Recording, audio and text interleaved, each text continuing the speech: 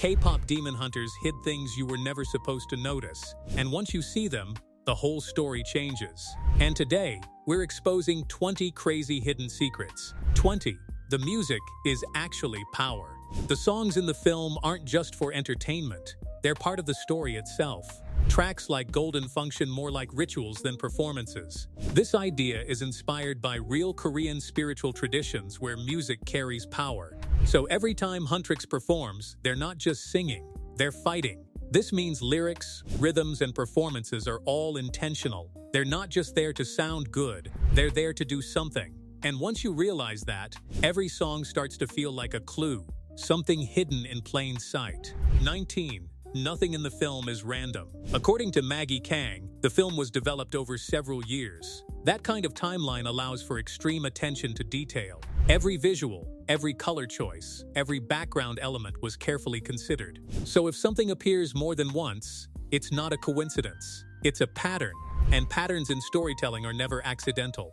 They're signals pointing you towards something deeper. 18. Zoe may be hiding a medical condition. Now let's talk about Zoe's black pouch. At first it seems like a simple accessory, but when you compare its size and placement, it resembles something very specific. A wearable medical device, devices like continuous glucose monitor or an insulin pump, is often worn similarly. This raises the possibility that Zoe could be living with type 2 diabetes. That would mean she's managing her condition while still performing and fighting. If true, it adds a completely new layer to her character. It turns small details, like her eating habits, into something more meaningful, and it shows strength in a very quiet, realistic way. 17. Silent representation. What makes Zoe's detail even more interesting is how subtle it is. The film never directly confirms it. It's just there, waiting to be noticed. This is a storytelling technique known as silent representation. Instead of announcing it, the film allows viewers to discover it, and that makes it feel more natural and personal. It's not about drawing attention, it's about authenticity. 16. The Saja Boys symbolize real industry issues. The Saja Boys aren't just villains, they represent real issues in the K-pop industry. Their names reflect deeper meanings tied to idol culture. Each one highlights a different pressure idol faces. Abby reflects body image expectations. Baby represents control and infantilization. Romance points to parasocial fan relationships. And G, meaning truth, contrasts the illusion-based nature of fame. Mystery stands out because it represents something idols rarely have, and that makes his character especially important. 15. The mystery name is a clue. Mystery isn't just a cool name, it's a statement. In an industry where everything is exposed, mystery becomes rare. His identity feels deliberately hidden. This makes him different from the others. He isn't just part of the group, he's a question waiting to be answered, and that uncertainty is intentional. 14. The shared earring connection. Now look closely at Mystery's fang-shaped earring. Then look at Mira, she wears the same one. Same design, same placement, same detail. In a film built on symbolism, repetition like this matters. It suggests a connection between them, something the film hasn't fully explained yet. 13. Mira never attacks Mystery. Watch Mira's fight scenes carefully. She takes down every demon without hesitation. But when it comes to Mystery, she holds back. She never directly attacks him, not once in the entire film. And in a story driven by action, that absence is significant. It suggests hesitation, recognition, or something deeper, something she knows but hasn't revealed. 12. Hair color reveals identity. In the film, hair color is used as a visual code. Humans typically have natural black hair. Demons, on the other hand, have stylized or colored hair. Now think about Mira. She's had colored hair since childhood, and what makes that detail so unsettling is that it was never treated like a phase or a form of expression. It wasn't something she chose one day or experimented with over time. It's just always been there, consistent, unchanging, almost like a built-in feature rather than a decision. In a world where appearance is usually shaped by culture or personal taste, Mira feels predetermined. And that consistency matters more than it first appears. Hair color, especially something unnatural, typically shifts with age, environment, or identity. But Mira doesn't follow that pattern. There are no before pictures, no transition, no origin point where things changed. Which raises a quiet but important question. If it didn't start at some moment, then was it ever meant to change at all? It begins to feel less like a visual trait and more like a marker, something that subtly signals she isn't operating under the same rules as everyone else, almost like her appearance is carrying information, a clue hidden in plain sight. The kind of detail people dismiss because it seems cosmetic, until it starts lining up with everything else that doesn't quite make sense about her. And once you connect that to the bigger picture, it stops being a harmless quirk. It becomes evidence. Because if Mira has always looked this way, then maybe she was never meant to blend in to begin with. Maybe the difference wasn't accidental. It was always part of who she is. 11. Mira may not be fully human. When you combine the earring, her behavior, and the hair detail, a pattern forms. These clues don't exist alone. They point towards something bigger. Mira may not be entirely human, and if that possibility holds any weight, it quietly reshapes everything we thought we understood about her role in the story. There's something in the way she moves, the way she reacts, almost like she's operating on a different wavelength. Not disconnected, just slightly out of sync with everyone else. It's subtle, easy to overlook at first, but once you notice it, it becomes impossible to ignore. That difference starts to feel less like personality and more like origin. Almost as if Mira isn't just hiding secrets, she is one. The kind of presence that doesn't fully belong in the same rules as everyone else. And if that's true, then her actions aren't just choices. They could be instincts, something deeper guiding her in ways even she might not fully understand. Now place that against her connection to mystery, and things take a sharper turn. Because if Mira isn't entirely human, then her bond with mystery stops being coincidental. It starts to feel intentional, designed even, like there's a shared history there, something older than the timeline we've been shown, something that links them beneath the surface, where explanations don't easily reach. And suddenly, every interaction between them carries more weight. The tension, the familiarity, the unspoken understanding all hint at something personal, not just emotionally personal, but fundamentally tied to who or what they both are. If Mira's true nature is connected to mystery, then this isn't just a relationship, it's a revelation waiting to happen. 10. Huntrix feels incomplete. Huntrix is presented as a 3-member group, but something about it feels off. The structure doesn't feel balanced. The music, the formations, and the visual symmetry all feel too precise, like they're following a blueprint we're only partially seeing. Every movement lands exactly where it should. Every transition flows with almost mechanical perfection. Instead of feeling complete, it creates this strange negative space, like the choreography is accounting for something or someone that isn't there. When you really pay attention to the formations, that's where it starts to slip. The spacing between members isn't random, it's deliberate, almost calculated to maintain balance on a larger scale. There are moments where the arrangement looks slightly off-center, but not in a messy way, in a way that feels reserved, as if there's an invisible position being preserved, a gap that no one crosses because it was never meant to be empty. And then there's the symmetry. True symmetry in group performances usually reflects the number of people involved, but here, the patterns sometimes echo configurations that don't quite match the visible lineup. It's like watching a reflection with a missing figure. Everything aligns perfectly, except for the absence you can't unsee once you notice it, which leads to a more unsettling possibility. The group wasn't originally meant to exist in this form. The music, the staging, even the rhythm of their movements all suggest a structure built for something bigger. Not metaphorically, but numerically bigger. And if that's true, then the current version of the group isn't the full picture, it's what remains after something or someone was removed. The music, the formations, and the visual symmetry suggest something missing. The group was designed to be larger. 9. The number 4 pattern. Patterns tied to the number 4 appear repeatedly throughout the film. From designs to compositions, the number keeps showing up. Even the earliest designs by Uni Cho quietly reinforce this 4-part structure, and that's where things start to feel deliberate rather than coincidental. Concept art is usually where ideas are still fluid, still evolving. Details get added, removed, and reshaped. But when a pattern shows up that early and continues to echo through later versions, it stops being a rough idea and starts looking like a foundation. In those initial sketches, you can see how balance is being built around 4 distinct points, whether it's in character placement, color distribution, or even the way silhouettes are arranged. It's not always obvious at first glance, but the symmetry keeps pulling your eye into a structure that feels complete in fours, like the design itself is expecting a fourth presence to stabilize everything. What makes this even more compelling is that early designs are rarely constrained by story limitations. They reflect the creator's purest intent before compromises step in. So if Uni Cho was already working within a four-part framework from the beginning, it suggests that this wasn't something added later for convenience. It was part of the DNA of the concept from day one. That's what makes it hard to ignore.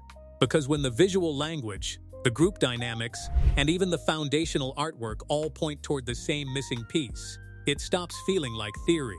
It starts to feel like evidence, quiet, consistent, and very much intentional. 8. A member is missing. If everything points to 4, then one is missing. And that absence isn't accidental. It feels like a setup, like the story is building towards something, or someone, a missing piece that hasn't been revealed yet. To understand what's really going on, we have to go back to the version of the story we were first given. Rumi's past seemed simple and easy to accept at face value.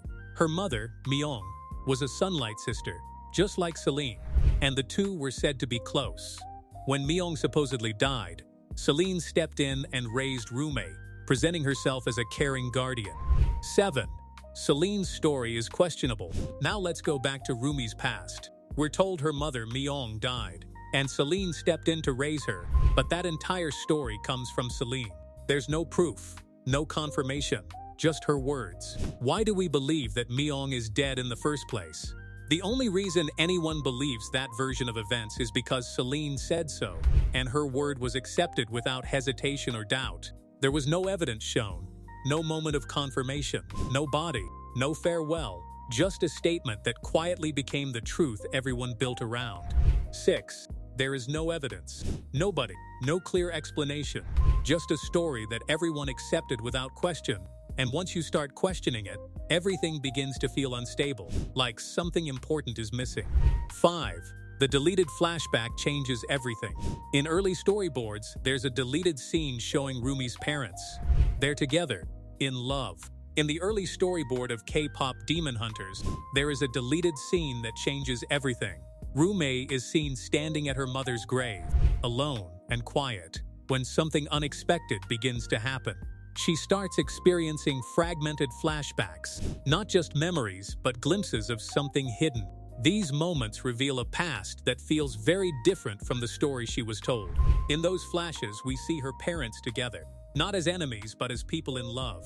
Her father is revealed to be a demon, but not the terrifying figure we would expect. Instead, he is calm, gentle, and deeply connected to Myung in a way that feels undeniably real and grounded, not forced or unnatural. Her father is a demon, but he's calm and gentle, nothing like what we were told. That detail alone changes the narrative. 4. Celine killed Rumi's father. When Celine discovers their relationship, she reacts immediately. She executes him without hesitation. And after that moment, Myung disappears. And what makes it linger isn't just the absence, it's the lack of closure. The moment this forbidden love is discovered, everything falls apart. When Celine finds out the truth, she reacts instantly and without hesitation. She executes Rumi's father, ending his life without any sign of mercy. And after that moment, Myung disappears completely, leaving behind nothing but a story that never quite adds up. There's no confirmation, no body, no finality to anchor what happened. 1 second, she's part of the story's momentum, and the next, she's simply not there anymore. It's not written like an ending, it's written like an interruption. That distinction matters, because when a character is meant to be gone for good, the story usually tells you. It gives you something concrete to hold on to: grief, aftermath, resolution. But with Myung, none of that is fully delivered. Instead, everything surrounding her disappearance feels deliberately incomplete, like a sentence that was never finished. And that kind of silence doesn't close a door, it leaves it slightly open. It also reframes everything that came before. Her actions, her positioning, even the timing of her exit, all start to feel less like a coincidence and more like a setup, almost as if her role wasn't meant to end in that moment, but to shift into something unseen. The kind of narrative move that pulls a character out of view, not to erase them, but to reposition them somewhere the audience can't follow, at least not yet. And that's where the unease really settles in, because gone isn't the same as finished. If anything, It's more dangerous. It suggests continuation without visibility, presence without proof. Myung's disappearance doesn't resolve her story. It suspends it.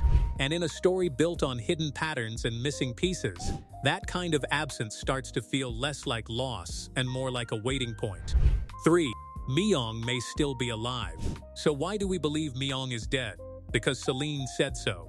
And because she was the one guiding Rumi, protecting her, and shaping her understanding of the world. That version of the story was never challenged. But the moment you pause and really think about it, that certainty begins to crack. When a truth exists without proof and comes from a single source with unquestioned authority, it stops feeling like a fact and starts feeling like control. But what if Myung survived? What if she escaped? That possibility changes everything about the story. It raises the possibility that what Rumi was given wasn't the full story, but a carefully constructed version of it, designed to keep her from asking the wrong questions. And once that doubt sets in, everything connected to it begins to shift. Every memory, every lesson, every belief tied to her past suddenly feels less solid, like it's resting on something unstable. The story that once felt complete now feels incomplete, and the more you examine it, the more it starts to seem like something important was deliberately hidden just beneath the surface. 2. Rumi has a twin. In early concept art, there's a detail most people miss, but once you see it, everything changes. There aren't one, but two babies shown side by side. At first, it looks like a harmless design choice. But in concept art, details like that are never random. Then you notice something else. One of the babies has glowing yellow eyes, not subtle or decorative. It immediately signals something unnatural. And that's where it gets unsettling. Because the two aren't identical. They're opposites. Same origin, different nature. Which suggests something huge. Rumi was never alone. Her story may have always been split between two versions of herself. One visible and one hidden. One human, the other possibly something else.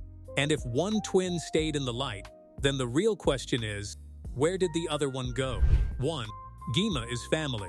Now connect everything, and for the first time, the pieces don't just sit side by side. They lock into place. A missing member, a hidden twin, and one final line from Gwima that suddenly doesn't feel like dialogue anymore. It feels like a warning we didn't understand at the time. Start with the missing member, the formations that never quite balance, the symmetry that feels incomplete, the early designs pointing to a structure that should have been 4, not 3. That absence has been sitting in plain sight the entire time, disguised as a coincidence, brushed off as a stylistic choice. But once you accept that someone is missing, the entire system shifts. The group isn't whole.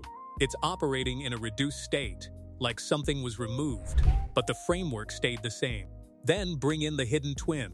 Not just a reveal for shock value, but a concept that mirrors the idea of duplication, of something existing in parallel, unseen.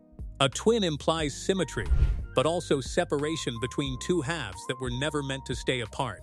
And suddenly, that missing space in the group doesn't feel empty anymore. It feels occupied, just not in a way we can directly see. And that's where Guima's final line cuts through everything. Because lines like that are never placed randomly. They're anchors, meant to hold meaning until the audience is ready to understand them.